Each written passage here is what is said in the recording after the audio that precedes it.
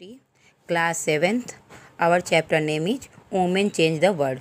बच्चों, आपको पिछले चैप्टर में जैसे कि लड़कियों के बारे में, उनके बारे में आपको कुछ बताया गया था, ठीक। अब आपको हम बताने जा रहे हैं कि औरतों ने बदली दुनिया, मतलब इस तरह से किस तरह से वुमेन्स ने अपने लाइफ स्टाइल के द्वारा ना सिर्फ घर को बल्कि ऑफिस हर एक चीज़ को उन्होंने संभाला, ठीक। We saw how women's work in the home in the not recognised as work.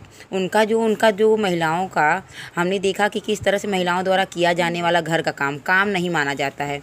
वो जैसे वो घर में जो काम करती हैं, खाना बना दी, झाड़ू पोछा कर दी, ये काम नहीं है। हमने यह भी पढ़ा है कि घरेलू काम और परिवार के सदस्यों की देखभाल करना, पूरे समय काम करना काम है, और इस कार्य को प्रारंभ और समाप्त करने का कोई निश्चित समय नहीं होता है।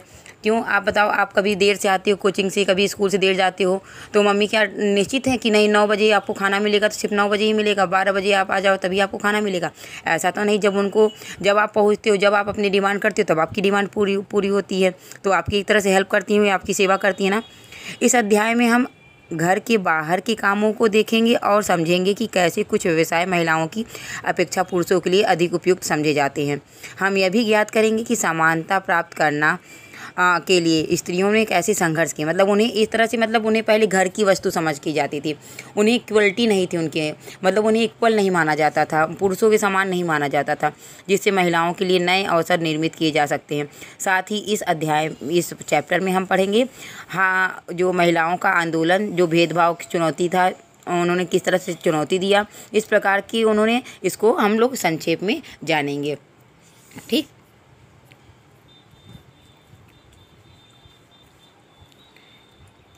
ये देखिए, ये दिया है हु डज वाट वर्क। देखिए, निम्नलिखित लोगों ने, मतलब कौन कौन से चित्र इसमें एक इमेज लगाइए, कौन सा एक किसान का इसमें लगाइए, एक मिल मजदूर का लगाइए इसमें पिक्चर, और एक नर्स का लगाइए, और जो है ये इसमें हो गया। नीचे आप देखिए, एक यहाँ साइंटिस्ट हैं, एक साइंटिस्ट की पिक्चर लगाइए, एक पायलट की लगाइए, एक शिक्षक की लगाइए, ठीक। आपका ये एक्टिविटी है, इसको करिएगा। अब इसमें देखिए, see what image your class due by filling in the table below, add up the number of male and female in image separately for each occupation. अब चलिए, आपकी कक्षा द्वारा बनाए गए चित्रों को देखने के लिए नीचे दी गई तालिका को भरिए। अब हर व्यवसाय के लिए पुरुषों और महिलाओं के चित्रों को अलग अलग जोड़िए, ठीक है।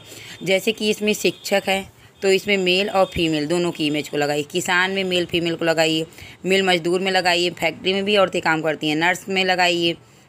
इसमें कौन, मतलब टीचर में आप किसका लगाएंगे, मेल का लगाएंगे, किसी एक का लगाइए, और जो है वैज्ञानिक में और पायलट में, ठीक है। इतना करने के बाद क्या आप ये देख, are there more image of the men than women, क्या महिलाओं की अपेक्षा पुरुषों की चित्र ज़्यादा मिलेंगे आपको?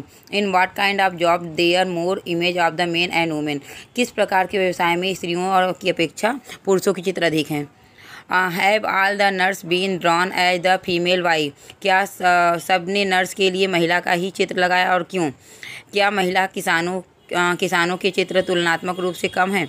मतलब are there fewer image of the female farmers, if so why, ऐसा क्यों है? अगर है तो ऐसा क्यों है, ठीक। अब देखिए, आप नीचे यहाँ ये आपका ये 83.6% of the working women in India are engage in the agriculture work. आपको पता है 83.6% महिलाएं किसमें, कृषि में है। अगर आप किसी किसान ऊपर जो ग्राफ दिया उसमें अगर किसी पुरुष सोच रहे हैं किसान है, तो किसान से पुरुष नहीं, औरतें हैं। औरतें सबसे ज़्यादा इंगेज रहती हैं एग्रीकल्चर में। उनके काम में पौधों को रोपना, खरपतवार निकालना, मतलब उसमें कूड़े करकट निकालना, और फसल काटना और कुटाई करना शामिल है। फिर भी जब हम किसान के बारे में सोचते हैं तो हम एक पुरुष के बारे में ही सोचते हैं। ऐसा क्यों? आप देखते हैं ना, और जो धान की जब खेती होती है तो महिलाएं किस तरह से वहाँ से निकाल के वो पौधा रोपण करती हैं उसको।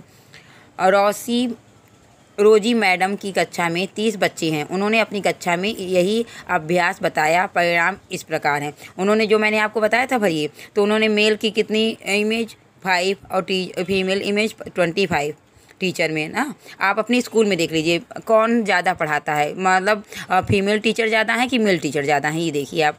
फिर ठीक है, फार्मर और यहाँ पे उसमें फार्मर में मेल में 30 लगा दिया, लेकिन उसमें 0 कर दिया। फैक्ट्री मतलब फैक्ट्री वर्कर में 25 और जो है फीमेल 5, नर्स में 0 और फीमेल में 30, साइंटिस्ट में 30 और 25 और महिलाओं में 5, और पायलट 27 और महिलाएं 3। इस तरह से उन्होंने ये ग्राफ अपनी क्लास, उनकी क्लास का था, मिस रोजी मैम का।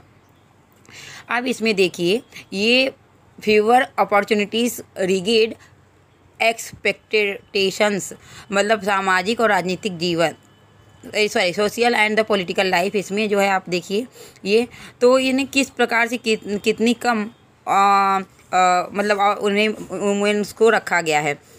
अब देखिए, कम और अवसर और कठोर अपेक्षाएं उनसे की जाती हैं। रोजी मैडम की कक्षा में अधिकांश बच्चों ने नर्स के लिए, महिलाओं